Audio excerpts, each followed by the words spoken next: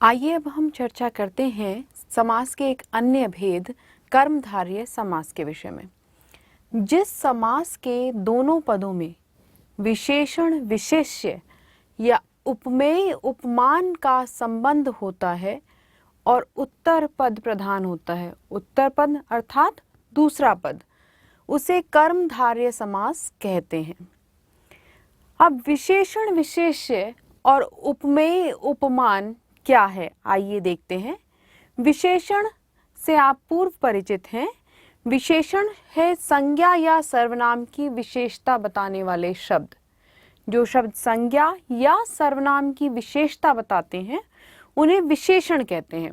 और विशेष्य जिनकी विशेषता बताई जाती है, जैसे काला घोड़ा, यहाँ काला शब्द विशेषण है और घोड़ा विशेष्य। इसी प्रकार सुंदर लड़की, यहाँ सुंदर विशेषण है और लड़की विशेष्य। उपमेय उपमान के विषय में जानते हैं। उपमेय जिस व्यक्ति या वस्तु की तुलना की जाती है, कंपैरिजन किया जाता है या समानता बताई जाती है, एक जैसा बताया जा रहा है, उस स्थिति में उपमेय होगा।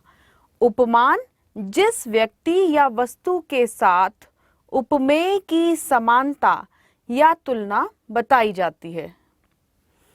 जैसे हाय फूल सी कोमल बच्ची, इस काव्य पंक्ति में फूल उपमान है और बच्ची उपमेय है।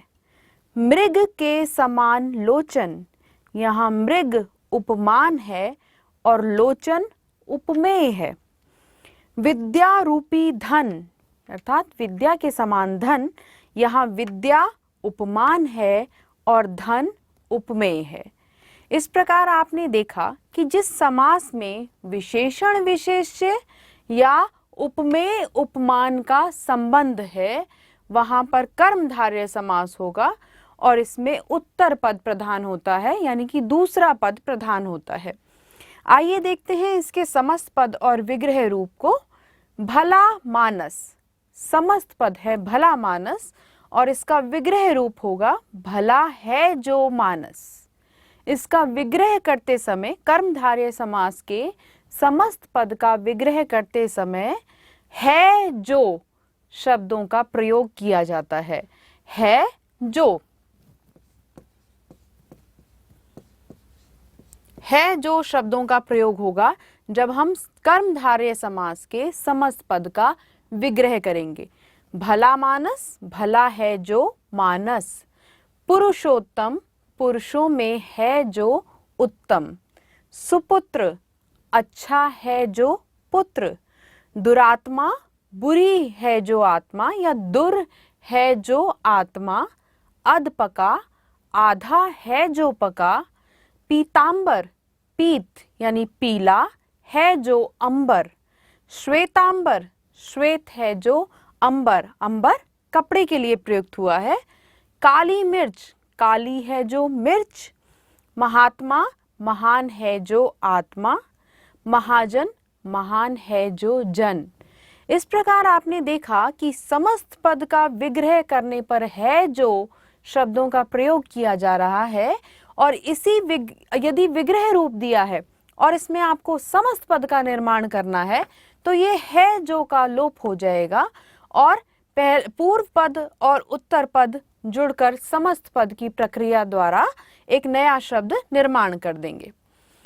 अब उपमान और उपमेय, जिसके विषय में अभी हमने पढ़ा था, उपमेय जैसे हाय फूल सी कोमल बच्ची में उपमान है फूल और बच्ची है उपमेय। इसी प्रकार यहाँ उपमान और उपमेय कर्मधारय समास का प्रयोग हो रहा है। देखिए, स्त्री रत्न, समस्त पद का विग्रह होगा स्त्री रूपी रत्न। संसार सागर, संसार रूपी सागर। देह लता, देह रूपी लता। ग्रंथ रत्न, ग्रंथ रूपी रत्न। कुसुम कोमल, कुसुम सा कोमल, फूल सा कोमल, कुसुम कोमल। क्रोधाग्नि, क्रोध रूपी अग्नि। मृग लोचन समस्त पद का विग्रह होगा मृग के समान लोचन। कनक लता, कनक के समान लता, सोने के समान लता। प्राण प्रिय, प्राणों के समान प्रिय। नर सिंह, नर रूपी सिंह। कर्मधारय समास के विशेषण विशेष्य कर्मधारय और उपमान उपमेय कर्मधारय में क्या अंतर है? देखिए, हमने यहाँ जो विग्रह किया था वो है जो शब्दों का प्रयोग करते हुए किया था, और उपमान उपमेय कर्मधारय में जो विग्रह रूप सामने आ रहा है वह रूपी और सा शब्दों के प्रयोग द्वारा किया गया है।